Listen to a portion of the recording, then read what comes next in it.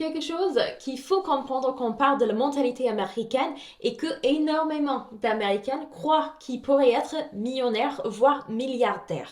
Déjà, ils sont super, super nombreux à ne pas comprendre la différence entre 1 million et 1 milliard. Pour illustrer ça, il y avait un type sur Internet américain, sur le TikTok américain, qui a montré avec des mathématiques, si il avait 1 million de dollars, il aurait assez d'argent pour payer son loyer pendant 45 ans, même s'il ne travaille pas un jour de plus dans sa vie, 45 ans pour payer son loyer.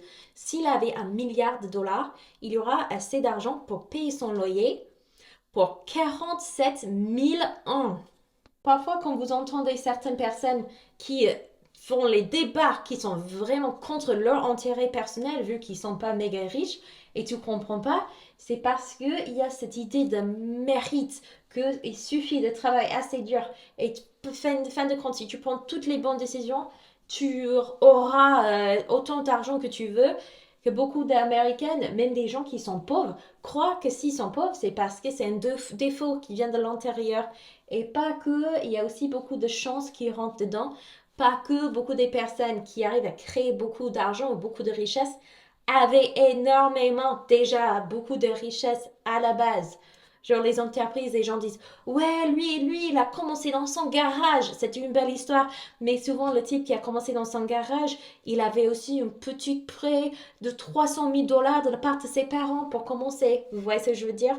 Et les Américains, ils préfèrent l'histoire où on dit oui, il a commencé dans son garage, donc il venait de rien. Même si évidemment, ça c'est pas réaliste du tout. Et du coup, c'est super compliqué. J'ai des personnes, par exemple, mon père, quand j'étais jeune, quand j'étais enfant, parfois, il travaillait plus de 120 heures par semaine au point où il gardait un changement de vêtements au bureau, il dormait sur son bureau pour pouvoir être aussi efficace que possible parce qu'il espérait vraiment que s'il travaillait plus, ça allait lui être récompensé un jour. Est-ce que ça a fonctionné? Pas du tout, mais non, il est à la retraite, impossible qu'il prenne la retraite un jour, il va devoir travailler jusqu'à la jour de sa mort et il galère tous les mois. Mais même lui, il a complètement avalé cette histoire de mérite.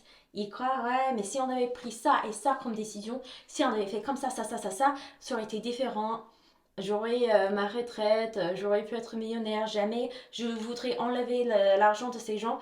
S'il a 1 milliard de dollars dans le compte bancaire, c'est qu'évidemment, il le mérite. Heureusement, beaucoup des jeunes aux États-Unis commencent à se réveiller, mais l'ancienne génération, ils ont encore très très fort cette mentalité et c'est dommage.